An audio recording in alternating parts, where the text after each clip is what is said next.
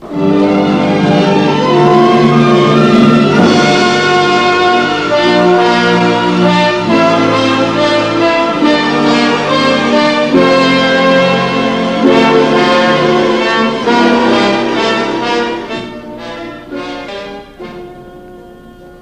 the second half of the Middle Ages, from the year 1000 to the year 1492, Europe made a great deal of progress, especially in the area of growing political stability and expanding security and freedom.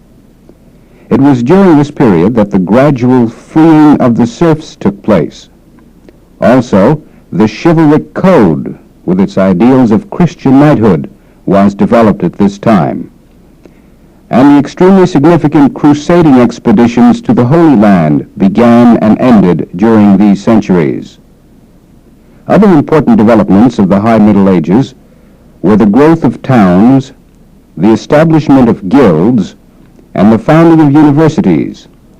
Historians agree that the majority of our modern institutions had their beginnings in this crucial period of Europe's history. Let us examine in detail the developments we have just outlined. In feudal times, a lord's castle was built on fortified cliffs. This was done for a very good reason. Raids by bandits or neighboring lords were common, and the high position of the castle provided an important defense against these attackers. Europe during the Middle Ages was characterized by a most continued internal warfare. A lord could not hold his territories for very long unless he had adequate defenses, the most important of which was his castle. The common people, the serfs and the peasants, also needed protection from raiders. They too depended upon the lord's castle as a refuge when their homes were attacked. Because of their need for protection, the common people entered into an agreement or a contract with the lord in their locality. Serfs and peasants worked for the lord, and he protected them. They tilled his land and harvested his crops in exchange for only the bare minimum of supplies necessary to house, feed, and clothe themselves. A complex system of rules governing the relationship between master and serf were set up, all of which usually favored the lord. The serf's life was a harsh one, consisting mostly of hard labor from dawn to dusk. The lords, on the other hand, considered only one occupation worthy of them. They were quite proud to bear arms to protect their lands or serve their lord, the king. In battle, the lords wore steel armor. Each castle had armor makers. A typical suit of armor included a metal helmet, a coat of flexible steel mail, a breastplate, arm and shin guards, and a shield to be held in the left hand. Each warrior carried an ornamented sword to which he usually gave a name. Since war was a daily fact of life during the Middle Ages, an entire code governing the training and conduct of warriors was developed, known as the Code of Chivalry. This code centered around the institution of knighthood. All sons of noble families were expected to begin the process for training for knighthood at an early age. Initially, boys served as pages to lords, and at 21 became knights or warriors. Generally, they were sent to the court of another lord at the age of 7 to begin their training. A page's duties were not complicated and had little to do with military life. However, during his teen years, the page became a squire and served the knight, who would teach him all of the military skills and virtues. After this period of service was ended, the squire could himself become a knight. In honor of this accomplishment, an elaborate ceremony called dubbing was established. The candidate was expected to keep an all-night vigil over his armor on the eve of the dubbing ceremony. The next day, he was to put on his armor, kneel before his lord, and receive a sword tap on each shoulder. He was then considered a full-fledged knight, fit for all type of military service. Besides dubbing, There were a number of other ceremonies and institutions related to the state of knighthood. For example, for entertainment and to help train knights, tournaments were held. Tournaments were contests of skill between knights at the court of a lord or king. Knights from surrounding kingdoms came together at tournaments for several days to pit their abilities against each other. The most common form of combat was jousting, which you see pictured here. Mounted knights galloped toward each other with a long wooden lance, trying to knock down their opponent. At the end of the contests, one of the knights was proclaimed champion of the tournament, an honor which was considered unquestionable proof of the knight's skill and bravery. It must be remembered, however, that the colorful pageantry of court life and tournaments was maintained for the lords at the expense of the peasants or serfs. The peasants made their living working for the lord, farming the land. They were also expected to perform other duties. For example, a serf was required to work on the roads and bridges on the lord's territory for a certain number of days each year. Moreover, a serf was not allowed to leave the estate on which he was born. In general, peasants lived in villages outside the castles. Homes, food, and clothes were poor. The serfs could put aside for themselves only a small percentage of the crops they produced. The serf's diet consisted mainly of black bread and a few vegetables. Meat was a rarity reserved for special holidays. Poorly heated and lighted, the serfs' houses provided little protection from winter weather, and the death rate among the serfs was high.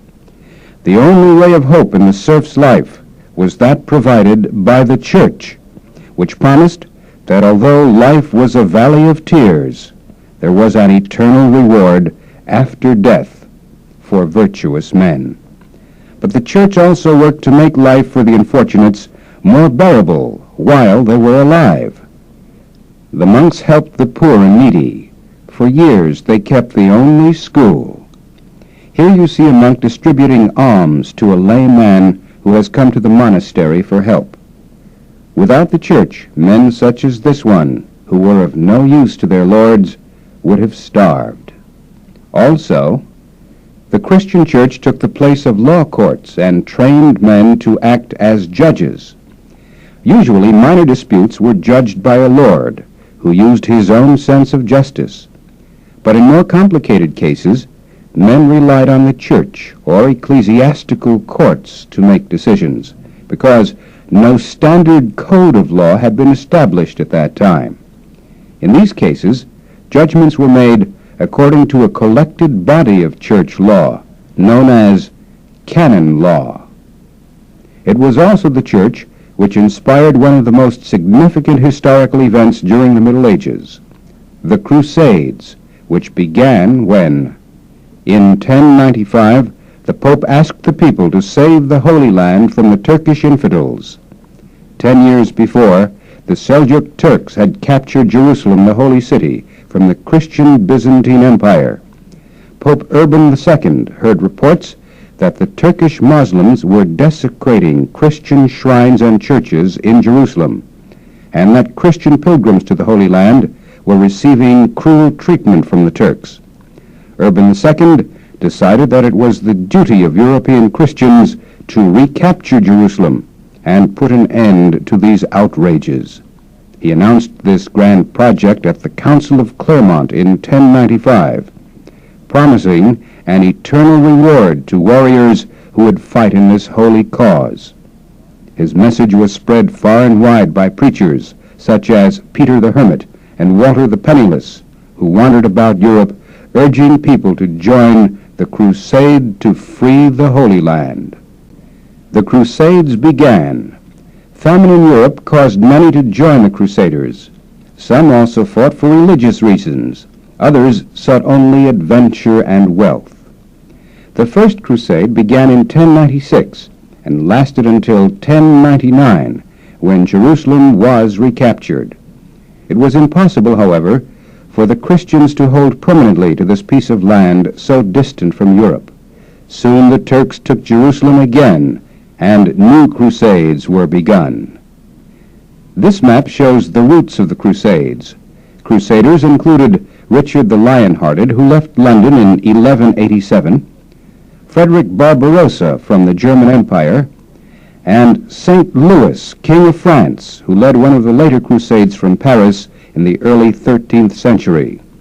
The crusades continued throughout the 13th century, but ultimately they failed, and the Holy Land remained part of the Turkish Empire. However, although the Crusades failed from the point of view of the Holy Land, they did provide a number of important benefits for Europe. In their travels, the Crusaders learned about new foods, fabrics, and ways of living. The Holy Land was situated in Asia Minor, the gateway to the Orient, and it therefore provided access to many exotic products of the Far East.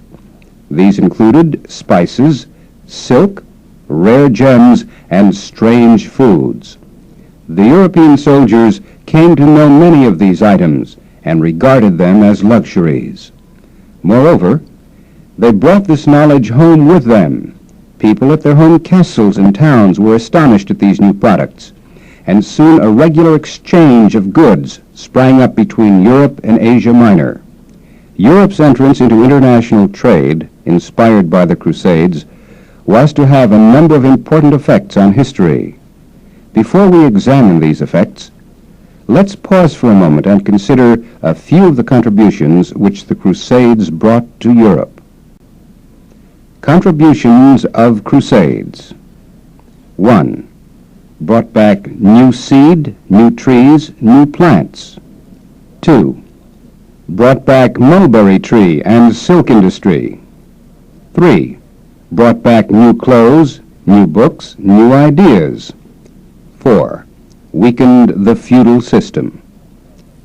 Let's talk about that last point for a moment. How did the Crusades weaken the feudal system? Part of the explanation lies in the fact that the growth of trade led to the establishment of trade centers in the towns and cities of Europe. Thus, during the late Middle Ages, towns grew and people won new rights and privileges. Because of the marketplaces which were established, the towns grew wealthy. New businesses and places of employment were opened up, and therefore the towns became a refuge for serfs who had fled their masters. Here the serfs found gainful employment, and more importantly, greater personal and political freedom. Towns often bought freedom from the lords. The people met and made their own laws. Feudal lords were constantly in need of money. They were generally quite willing to grant a charter of freedom to any town in their territory wealthy enough to pay for it. The towns, now that markets were set up within their walls, managed to raise the necessary money. Once they had received their charter, they could set up their own internal governments. Thus, an important step toward democracy had been made. Another important effect of the rise of business and trade was that merchants and craftsmen organized guilds. These were the first labor unions. A guild was established for each trade. Thus, there was a guild for the tailors, the cabinet makers, the blacksmiths, the weavers, and so on. Guilds established fair prices for their products and guaranteed fine quality workmanship on every object their members made. Each guild had its own rules, its own insignia, and its own meetings. And perhaps the most important of all, the guilds provided standard training programs for new members. Young men who wanted to learn a trade were apprenticed to master workmen.